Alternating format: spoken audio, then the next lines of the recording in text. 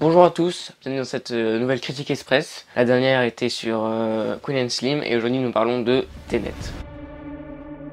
Don't try to understand it.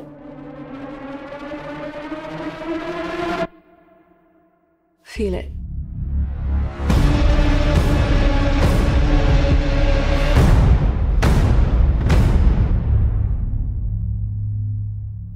Tenet est le nouveau film de Christopher Nolan sorti il y a quelques jours à peine et donc qui était attendu comme le plus gros blockbuster de l'année 2020, le film qui allait sauver les cinémas de la crise qu'ils sont en train de vivre à cause du Covid-19, le film de l'année. Christopher Nolan, pour info, c'est réalisateur de Dunkerque, Inception, Interstellar, tous les deux Dark Knight pour le coup. Voilà, donc gros réalisateur, gros film.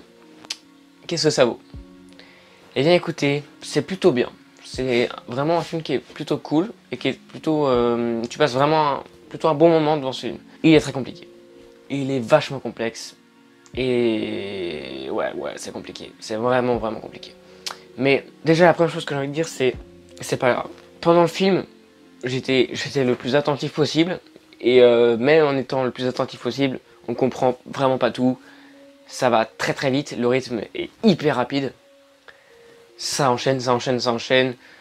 Il y a beaucoup d'effets. Le film, vu qu'il est construit vraiment de manière particulière, un peu en miroir, c'est compliqué à suivre, mais il faut rester accroché. Et en fait, si tu restes accroché et que tu arrives à suivre le film, tu suis le fil et t'es encore plus impressionné par les événements, t'es encore plus... Enfin voilà, tu vois un film qui te surprend et qui t'éblouit par toute sa richesse en fait, parce que c'est un film qui est quand même assez riche et qui t'emmène en fait, et même si t'es là, tu comprends pas ce qui t'arrive vraiment en regardant le film, tu comprends pas ce qui se passe, enfin pour la plupart des choses.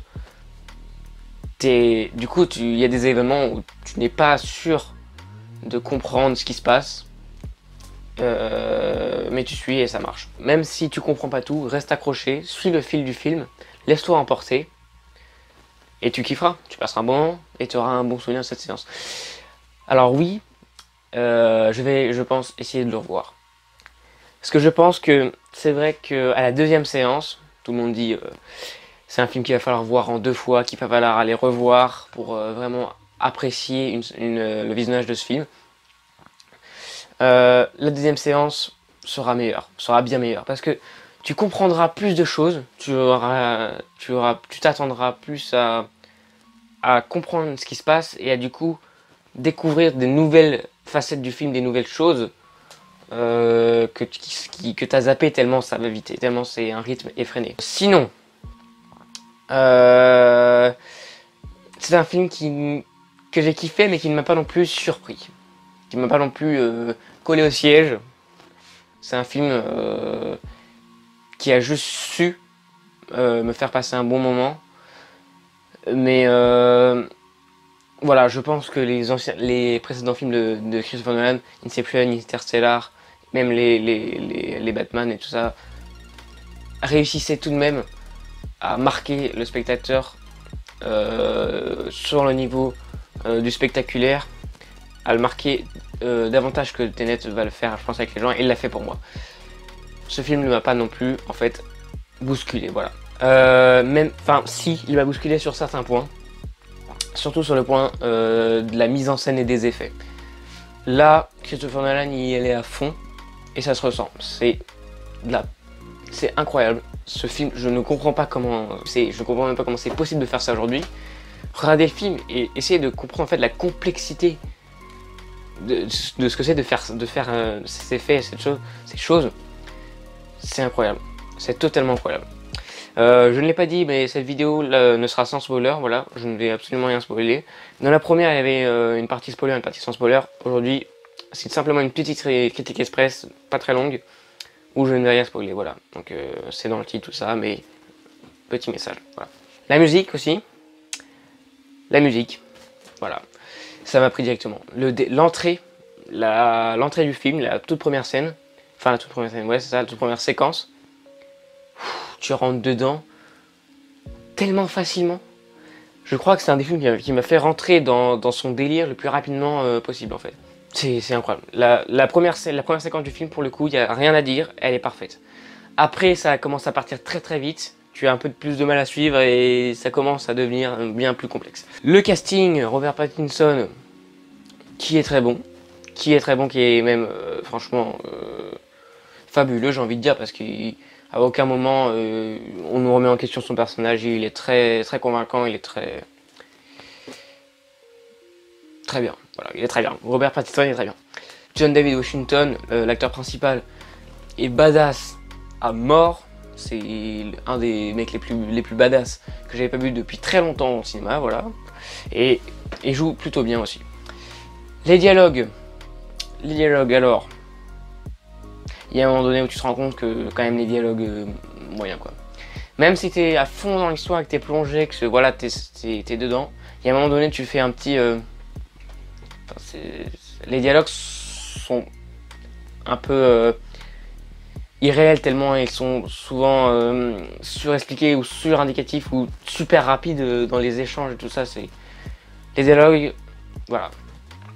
Christopher Nolan sur ce film était vraiment seul, enfin pas seul, mais plus le chef du scénario et tout ça. Et donc les dialogues sont un petit peu, voilà, à revoir. Sinon, alors, bah écoutez, toutes les scènes tous les décors, toutes les scènes d'action, tous les décors. Les décors de la dernière scène m'ont quand même pas mal scotché. Hein. Avec des dunes comme ça. Les décors de la dernière scène m'ont scotché, ouais. Ça je peux le dire parce que c'était quand même impressionnant. La dernière scène, c'est une scène qui se passe en fait en Russie, dans un certain endroit un peu militaire, cratère, ancienne, désolé. Voilà, c'est des images tout de suite, hein, mais c'est des paysages qui sont, c'est les paysages qui sont assez dingues, avec des scènes d'action qui sortent de guerre, enfin c'est de la guerre à la fin qu'on a, c'est une vraie scène d'action de guerre, une vraie scène de guerre qui est à la pointe de la mise en scène et de la réalisation, c'est parfait. J'adore la thématique, voilà. L'univers m'a tout de suite chopé parce que j'ai adoré la thématique et l'histoire qui se déroule. En fait j'ai adoré l'histoire, c'est pour ça que j'ai pas beaucoup de choses à reprocher à ce film. Je sais c'est pas du tout le meilleur Nolan et il est pas forcément hyper bien accueilli comme il aurait dû être peut-être, mais moi j'ai vraiment accroché à l'histoire, voilà, j'ai vraiment kiffé cette histoire, même si c'était sur certains points assez limite, j'ai kiffé et j'ai passé un bon moment. Et je vais vous conseiller d'aller le voir parce que ouais, bah, il fait partie des films à ne pas louper cette année, écoutez. Surtout, alors il fait surtout partie des films à ne pas sauter cette année grâce à sa mise en scène et à ses effets qui sont du jamais vu. Enfin en tout cas pour moi du jamais vu et qui sont pour moi fantastiques, incroyables. Voilà, tous les adjectifs insérés. Ah si juste, Kenneth Branagh, ce mec dans ce film, incroyable. C'est un des rôles aussi qui en sortant, il y a des scènes qui te marquent, les scènes avec ce mec, à chaque fois qu'il y a des scènes avec ce mec, c'est ça dont je me rappelle encore en ce moment où je vous parle du film. Il est incroyable, voilà. Il joue très très bien, il est très fort. Il a un personnage très très bien écrit, j'ai envie de dire, mais qui surtout est une horreur, est une ordure qui te... Ça, tu arrives à détester, à avoir de la haine contre lui. Donc, Kenneth Branagh était parfait dans Tenet. Elizabeth Debicki, celle qui joue la femme de Sator, donc Sator joué par Kenneth Branagh, le méchant, elle est aussi, je trouve, plutôt très forte, hein, plutôt forte dans ce film. J'ai rien trop à redire sur sa performance, à part que son rôle m'a, comme je vous l'ai dit, un peu moins marqué que les autres, puisque quand je repense au film, j'ai pas tout de suite cette image, même si elle a des scènes super fortes. Et elle m'a pas déçu. Enfin, elle déçoit pas du tout dans ce film. Sur les performances des acteurs, en général, il y a vraiment aucun acteur qui déçoit et qui fait une mauvaise performance. C'est plutôt, en général, quelque chose de très bien, de très positif. Et dernière chose aussi, la durée du film. ça m'a pas du tout dérangé.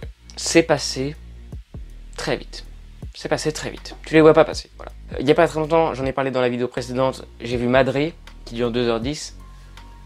Tu les sens bien passer les 2h10 de Madré. Alors que là, les 2h30 de Tenet, ça roule, ça avance et boum, ça trace. Hein. Ça va tellement vite que ça passe à une telle vitesse et que tu te rends pas compte en fait. Du coup non, ça passe vraiment, vraiment, c'est pas du tout, c'est pas trop long, c'est parfait. Pour moi c'est parfait. Il y a plein de choses à changer. Hein. Pour moi, c'est quelque chose qu'ils ont plutôt réussi. Voilà, je crois que j'ai dit tout ce que je voulais dire sur Tenet. C'était plutôt réduit comme critique, car je n'aime pas parler du scénario, car je ne vais pas vous spoiler, c'est normal. Mais j'espère que ça vous aura au moins donné l'envie d'aller le voir, parce que essayez d'aller le voir, c'est quand même cool, et si vous pouvez aller le voir 2 fois, vous allez vraiment, je pense, apprécier ce film, si vous aimez Christopher Nolan, si vous aimez les films d'action, si vous aimez avoir un film complexe en face de vous, qui vous détruit la gueule et tout ça, vous allez kiffer le voir comme vous voulez, 1 ou 2 fois, ou plus, ou j'en sais rien. Faites ce que vous voulez, c'est cool. Fin de vidéo. Ciao.